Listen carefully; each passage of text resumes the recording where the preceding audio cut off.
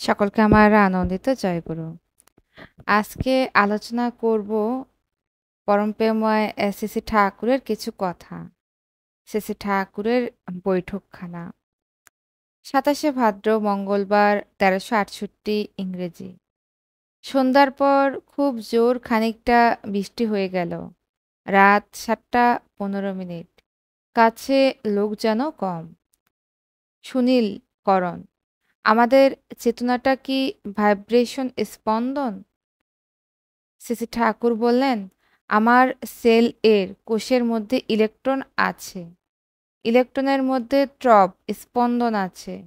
ওই ট্রব স্পন্দনটা আমাদের চেতন করে রাখে। এটা যখন থেমে যায় তখন আর আমরা বাঁচি না বা অসুখ বিসুখ করে। আবার সব চেতনার কনগ্লোমেরেশন মিলিত অবস্থা হলো লাইফ, জীবন। আমিষ আহার সম্বন্ধে কথা উঠতে শ্রী ঠাকুর বললেন, আমিষের দোষ আছে। সব প্রোটিন আমাদের সুইট করে না, সঙ্গতি লাভ করে না। যে মাছ খায় সে সব কিছু খায়, এইরকম একটা শাস্ত্রবাক্য আছে।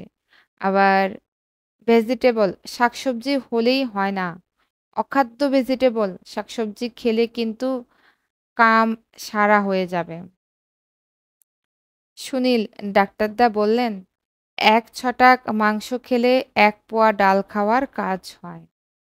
শ্রী ঠাকুর, এক ছটাক মাংস যতখানি ইনকম্পিটেবল অসঙ্গত হবে ততখানি তোমার কাম সারবে।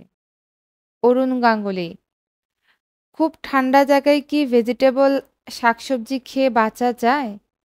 শ্রী ঠাকুর, হ্যাঁ, সেই ভেজিটেবল খেয়ে তুমি বাঁচতে পারো যা কম্পিটেবল টু ইউর সিস্টেম, তোমার শরীর বিধানের সঙ্গে সঙ্গতিপূর্ণ।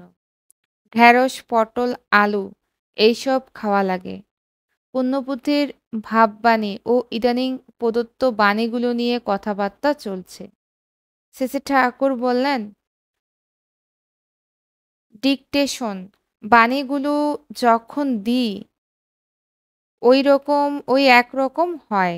এই যে আশীর্বাদী নিয়ে গেল, ওটা কীরকম একটানা বেরিয়ে গেল, ও যেন আমি কইনি।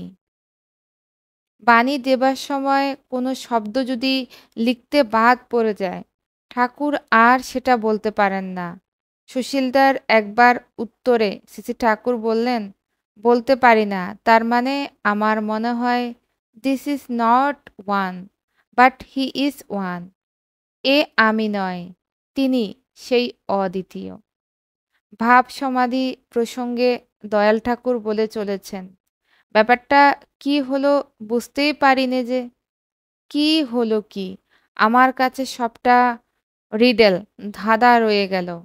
সুনীলদা, ব্যাপারটা কি তা রিডেল ধাঁধা? আপনিই বলতে পারেন, আমাদের কাছেই তা।